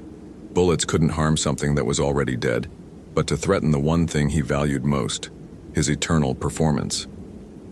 This theater exists because you will it to exist, I said, breaking from the script for the first time since entering the building. The valley, the impossible geography, all of it. It's sustained by your need to perform, your refusal to let the show end. But what happens if there's no audience? What happens if there's no theater? Vincent's composed expression flickered for the first time, uncertainty replacing his theatrical confidence. You wouldn't dare. Destroy this place, and you destroy your only hope of rescue. Sarah and the others will be lost forever. Maybe, I admitted, keeping my weapon trained on the gas lamps that provided the theater's supernatural illumination. But maybe that's better than letting you add more victims to your cast. Maybe sometimes the hero's job isn't to save everyone, it's to make sure the monster can't hurt anyone else. I fired 3 shots into the main gas line feeding the stage lights. The effect was immediate and catastrophic, not just an explosion but a fundamental unraveling of the reality Vincent had constructed. The theater began to collapse, not physically but conceptually, as if the idea of the building was forgetting how to exist. Vincent screamed, but it wasn't just anger, it was genuine terror. For the first time in nearly a century, his perfect, eternal performance was being interrupted. "You don't understand," he shouted over the sound of reality tearing. Without the theater, without the performance, they'll be truly dead. Here at least they continue to exist. But they don't exist, I replied, grabbing Sarah's hand, as the theatrical compulsion began to fade from her eyes. They're prisoners, and sometimes freedom is worth the risk. The ghostly audience was disappearing, fading like morning mist. The other performers, Janet, David, Rebecca, all the missing people from decades past, began to look around in confusion as Vincent's control weakened. Some of them simply vanished, finally released to whatever comes after death. Others, the more recent victims, remained solid and real. "Sarah," I shouted over the chaos. "Sarah Williams, can you hear me?" Her eyes focused on me for the first time since I'd entered the theater, the theatrical madness fading to reveal the terrified graduate student underneath. "Ranger Carter, where are we?" I was researching the theater, and then she looked around at the collapsing supernatural architecture, at Vincent writhing in agony as his century-long performance finally ended. "Oh God, what is this place?" "Somewhere that shouldn't exist," I said, pulling her toward what I hoped was still an exit. "But it's ending now." Vincent made one last desperate attempt to maintain his dominion, grabbing my arm with fingers that felt like ice and bone. "You cannot destroy a century of art. You cannot silence the greatest performance ever staged." I looked into his eyes, no longer the confident gaze of a master actor, but the desperate pleading of someone facing the final curtain. For a moment, I almost felt sorry for him. Almost. "The show's over, Vincent," I said. "Time to take your bow." The theater gave one final shuddering collapse, and then we were standing in normal forest again. Sarah, myself, and 3 other hikers who had been reported missing in recent years. Vincent Ashworth was gone, and with him, the impossible valley and the theater that had trapped souls for nearly a century. Chapter 5. Curtain call. My GPS unit started working again, showing our coordinates as exactly where they should be according to the topographical maps. The autumn forest looked normal, sounded normal, smelled normal. Pine and earth and the distant hint of wood smoke from someone's campfire. Sarah was unconscious but breathing, suffering from dehydration and exposure, but otherwise unharmed. The other rescued hikers were in similar condition, confused and disoriented but alive. I radioed for emergency medical support and additional rangers, giving coordinates that actually made sense for the first time in hours.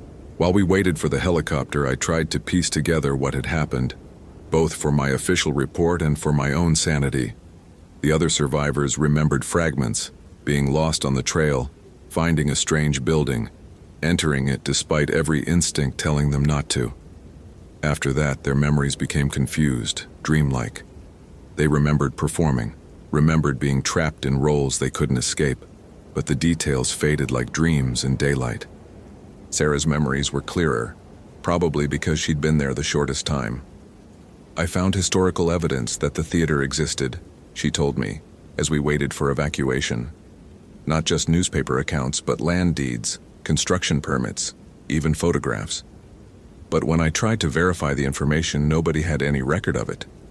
It was as if the historical evidence existed in isolation, disconnected from the normal flow of documented history.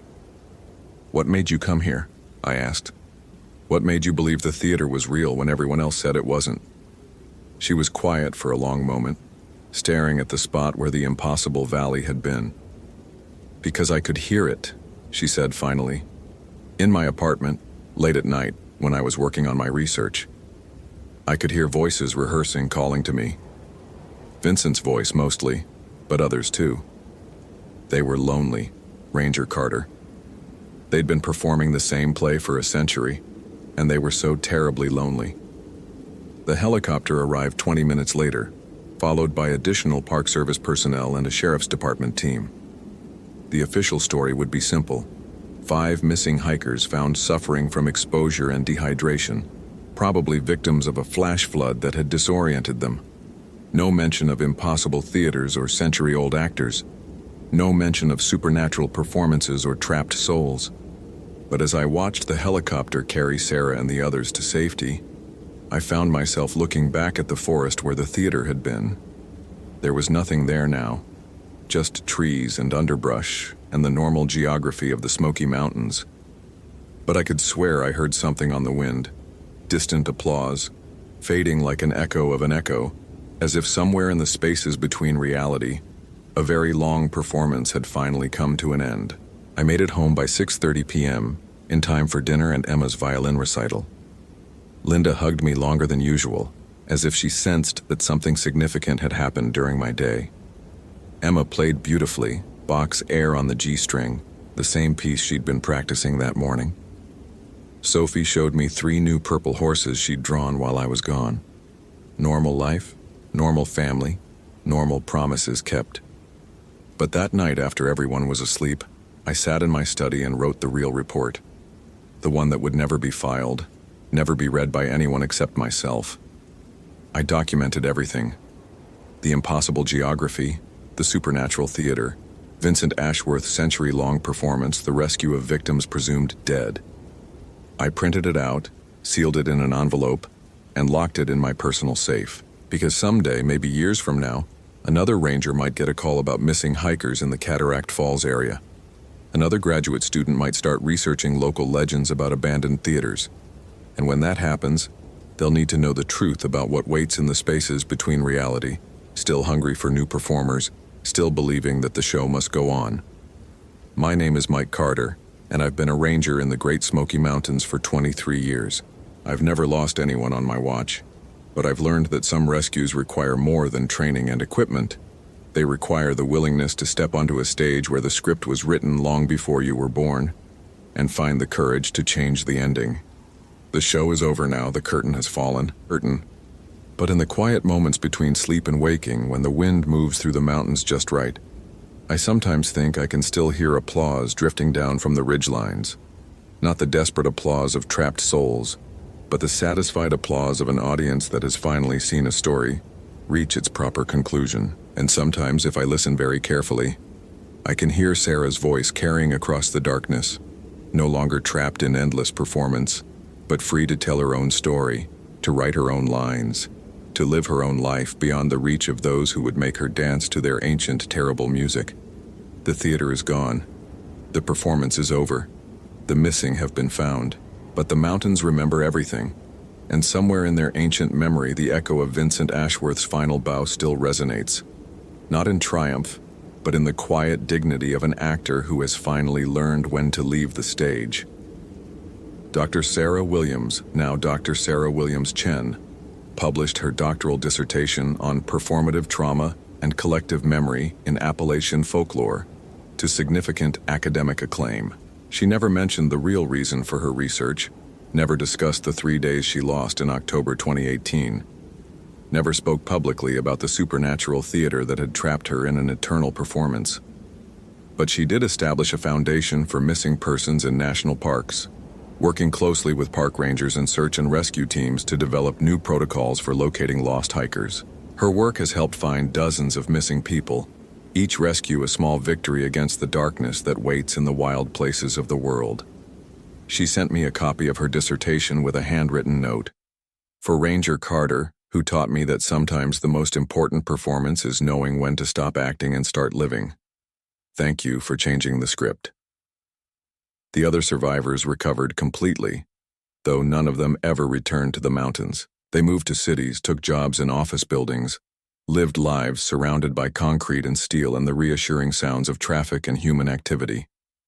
They never spoke of what they'd experienced, but sometimes they would wake in the middle of the night, convinced they could hear distant voices rehearsing lines from a play that should have ended a century ago. As for me, I continue to patrol the Smoky Mountains, responding to search and rescue calls, bringing lost hikers safely home. My record remains perfect. 28 years now without losing anyone. Emma is in college studying music education, hoping to become a high school band director. Sophie is in middle school, still drawing horses, though they come in more realistic colors now. Linda still makes coffee with vanilla creamer every morning. I still promise to be home for dinner. Some traditions are worth preserving, but I watch the forests more carefully now. Listen more intently to the stories locals tell about places that shouldn't exist. Pay closer attention to the reports of hikers who claim to have found historical sites that aren't on any official maps, because I know the truth that most people don't want to acknowledge. The world is far stranger than we pretend, full of spaces where different rules apply, where the past refuses to stay buried, where some stories have been waiting centuries for the right person to give them a proper ending. My name is Mike Carter, and I'm a ranger in the Great Smoky Mountains. I bring people home safely. It's what I do, what I've always done, what I'll continue to do until the day I retire. But I also know that some rescues happen not in the wilderness but in the spaces between reality and dream, between performance and truth, between the roles we're forced to play and the people we choose to be. The show must go on, they say, but sometimes the most heroic thing you can do is make sure it finally ends. Holy hell, that was intense. Did that ending blow your mind? Like, if you want more terrifying ranger stories, follow for daily supernatural horror, and comment your theory about what really happened to Sarah Williams and the other missing hikers. I read every single one. What did you think of Vincent Ashworth's Eternal Theater? Would you have made the same choice as Mike Carter? Share your thoughts below.